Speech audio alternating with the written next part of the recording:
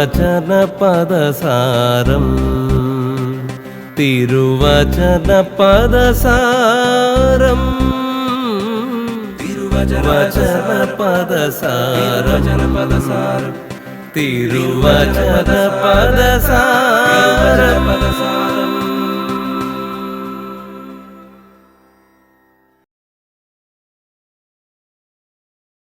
ഈശോ മിശിഹായ്ക്ക് സ്തുതിയായിരിക്കട്ടെ. മാന്യ പ്രേക്ഷകർക്ക് തിരുവചന പദസാരത്തിലേക്ക് ഹൃദ്യമായ സ്വാഗതം.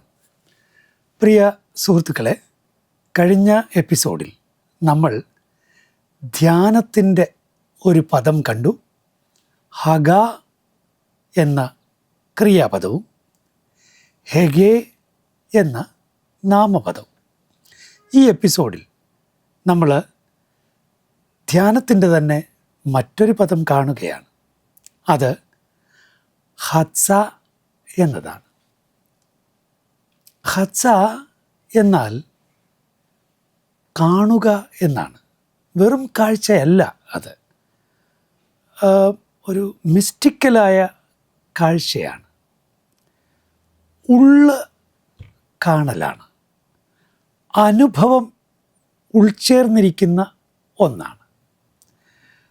ദൈവത്തെയും ദൈവിക രഹസ്യങ്ങളെയും ദർശിക്കുന്നത് സൂചിപ്പിക്കാൻ ഉപയോഗിച്ചിട്ടുള്ള പദമാണ് ഹത്സ.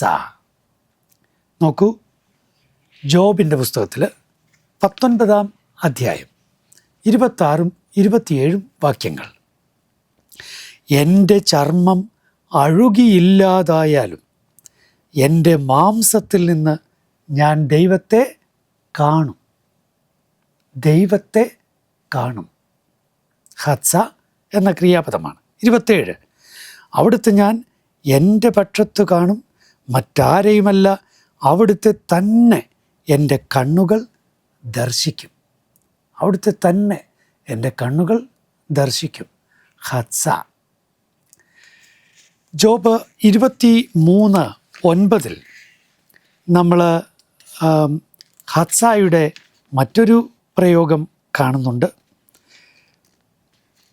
അവിടെ പക്ഷേ ദൈവത്തെ കാണുന്നില്ല എന്ന് പറയാനാണ് ഉപയോഗിച്ചിരിക്കുന്നത്. പക്ഷേ ദൈവത്തെ കാണുക എന്ന ആ അർത്ഥത്തിൽ ഹത്സ അവിടെ ഉപയോഗിച്ചിരിക്കുന്നു. അന്വേഷിക്കുന്നു, പക്ഷേ കാണുന്നില്ല.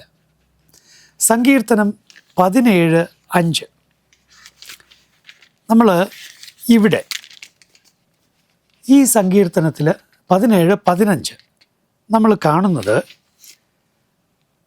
നീതി നിമിത്തം ഞാൻ അങ്ങയുടെ മുഖം ദർശിക്കും. അങ്ങയുടെ മുഖം ദർശിക്കും. ദൈവത്തിൻ്റെ മുഖം കാണാൻ ഉപയോഗിച്ചിരിക്കുന്ന പദമാണ് ഹത്സ. ഈ സങ്കീർത്തനം തന്നെ 27:4 വരിക.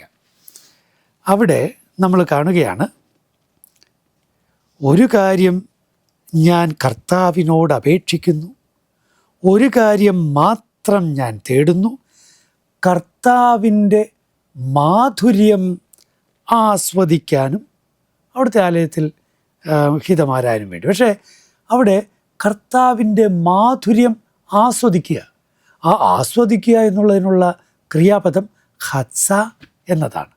കർത്താവിൻ്റെ മാധുര്യം കാണുക, കർത്താവിൻ്റെ മാധുര്യം ആസ്വദിക്കുക. വലിയ ഒരു അനുഭവത്തിൻ്റെ ഒരു പദമായിട്ടാണ് അവിടെ ഹത്സായെ കാണാൻ കഴിയുന്നത്. യെശയ്യാ പ്രവാചകൻ 26-ാം അധ്യായം 11-ാം വാക്യത്തിൽ ഹത്സായുടെ മറ്റൊരു പ്രയോഗം കാണുന്നു. 26:11 കർത്താവെ, അങ്ങു കരമുയർത്തിയിരിക്കുന്നെങ്കിലും അവർ അതു കാണുന്നില്ല. കർത്താവിൻ്റെ കരം കാണുന്നില്ല.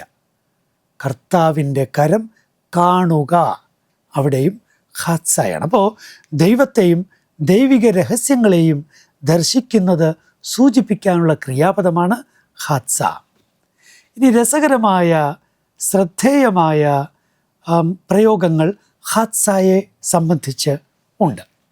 അത് സംഖ്യ 24, 4 വാക്യത്തിലും 16 വാക്യത്തിലും ബാലാം പ്രവാചകനെ കുറിച്ച് പറയുകയാണ്.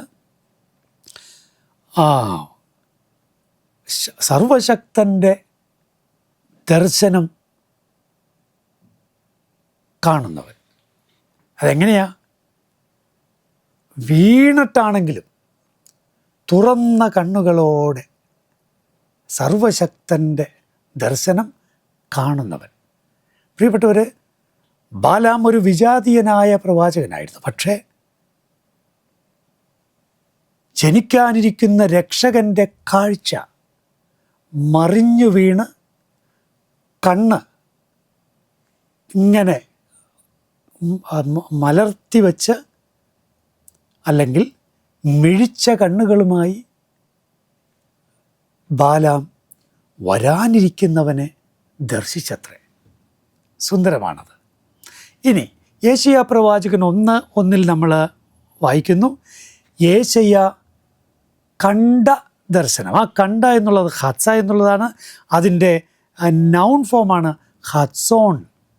പലപ്പോഴും ബൈബിളിൽ ഈ ഹത്സായുടെ നൗൺ ഫോം ഹത്സോൺ എന്നുള്ളത് ദർശനത്തിനായി, ദൈവദർശനത്തിനായിട്ട് ഉപയോഗിക്കാറുണ്ട്. യേശയ്യ 2:1 യേശയ്യ കണ്ട വചനം ദബാർ. അപ്പോൾ വചനം കാണുന്നു, വചനം കേൾക്കുന്നു എന്ന് നമുക്കറിയാം. പക്ഷേ ഇവിടെ ഉപയോഗിച്ചിരിക്കുന്നത് ഹത്സ എന്നതാണ്. പ്രവാചകൻ്റെ ആന്തരികമായ ഒരു അനുഭവത്തെയാണ് സൂചിപ്പിക്കുന്നത്. ഞാൻ നേരത്തെ പറഞ്ഞല്ലോ, ഒരു മിസ്റ്റിക്കൽ ടച്ച് ഈ ഹത്സ എന്ന പദത്തിന് ഉണ്ട്. അതുപോലെ തന്നെ യേശയ്യ 13:1 നമ്മൾ കാണുന്നു, യേശയ്യ കണ്ട അരുളപ്പാട്. മസ്സ, അതാണ് അരുളപ്പാട്. അപ്പോൾ സാധാരണ ഇതിൽ അരുളപ്പാട് കേൾക്കുകയാണ്. പക്ഷേ ഇവിടെ യേശയ്യ കണ്ട അരുളപ്പാട്. അപ്പോൾ ആന്തരികമായ അനുഭവപരമായ ആ ഒരു കാഴ്ച അഥവാ കേൾവി. പക്ഷേ ഹത്സ എന്ന ക്രിയാപദമാണ് ഉപയോഗിച്ചിരിക്കുന്നത്. ഇനി ഈ ക്രിയാപദത്തിൻ്റെ പാർട്ടിസിപ്പിയൽ ഫോം ഹൊത്സേ എന്നുള്ളത് ബൈബിളിൽ പലയിടത്തും ഉപയോഗിച്ചിട്ടുണ്ട്. പക്ഷെ അതെല്ലാം ദർശകരെ സൂചിപ്പിക്കാനുള്ളതാണ്, പ്രവാചകരെ സൂചിപ്പിച്ചുകൊണ്ടുള്ളതാണ്. ഹൊത്സേ നോക്കൂ, 2 സാമുവേൽ 24 അധ്യായം 13 വാക്യം, ഗാദ് ഹന്നബി ഹൊത്സേ ദാവീദ്. പ്രവാചകനായ ഗാദ്, പക്ഷെ ദാവീദിൻ്റെ ഹൊത്സയാണ്, ദർശകനാണ്. ഇനി ഇതേ ക്രിയാപദം ഹത്സ എന്ന ക്രിയാപദം ദൈവത്തിൻ്റെ കടാക്ഷത്തെ സൂചിപ്പിക്കാനായി ഉപയോഗിച്ചിട്ടുണ്ട്. അപ്പോൾ ദൈവം കാണുന്നതായിട്ട് അത് സങ്കീർത്തനം 11:4-7 വാക്യങ്ങളിൽ നമുക്ക് കാണാനാവും. കർത്താവ് തൻ്റെ വിശുദ്ധ മന്ദിരത്തിലുണ്ട്, അവിടുത്തെ സിംഹാസനം സ്വർഗത്തിലാണ്, അവിടുത്തെ കണ്ണുകൾ മനുഷ്യമക്കളെ കാണുന്നു. ഹത്സ. 7 വാക്യത്തിൽ പരിഭാഷ പരമാർത്ഥ ഹൃദയർ അവിടുത്തെ മുഖം ദർശിക്കും എന്ന് ആണെങ്കിലും ഗ്രാമർ അനുസരിച്ച് അതിനെ എനിക്ക് പരിഭാഷപ്പെടുത്താൻ കഴിയുന്നത് അവിടുത്തെ മുഖം ഋജുവായവനെ അഥവാ പരമാർത്ഥതയുള്ളവനെ കാണുന്നു എന്നാണ്. ഹത്സ. കാരണം അവിടെ പ്ലൂരൽ ഫോമാണ്. പനീമ, മുഖം, അത് പ്ലൂരൽ ഫോമാണ്. അവിടെ യഹ്സു പ്ലൂരലാണ്. അതേസമയം പരമാർത്ഥൻ അല്ലെങ്കിൽ പരമാർത്ഥ ഹൃദയൻ എന്ന് പറഞ്ഞിരിക്കുന്നത് അത് യഷാർ, സിംഗുലർ ഫോമാണ്.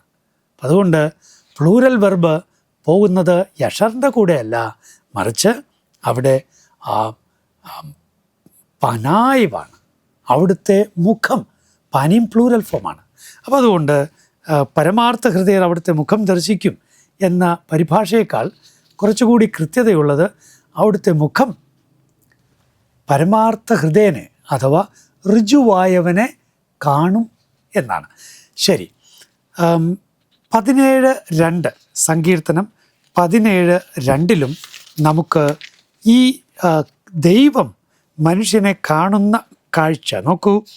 എൻ്റെ വിധി അങ്ങയുടെ സന്നിധിയിൽ നിന്ന് പുറപ്പെടട്ടെ, അങ്ങയുടെ കണ്ണ് ന്യായം കാണുമാറാകട്ടെ. അവിടെ ഹത്സ തന്നെയാണ്. പ്രിയപ്പെട്ടവരെ, ധ്യാനത്തിൻ്റെ വിവിധ പദങ്ങളാണ് നമ്മൾ കാണുന്നത്.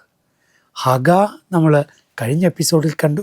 ഈ എപ്പിസോഡിൽ ഹത്സ എന്ന ക്രിയാപദം കണ്ടു. ഈ ഒരു മിസ്റ്റിക്കൽ അനുഭവപരമായ കാഴ്ച നമുക്കെല്ലാവർക്കും സ്വന്തമാക്കാൻ കഴിയട്ടെ.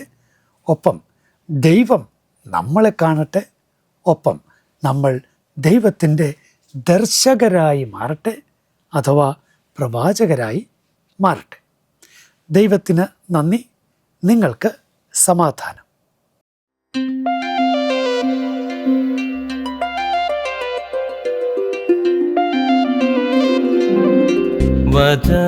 വചനപദസാരം തിരുവചനപദസാരം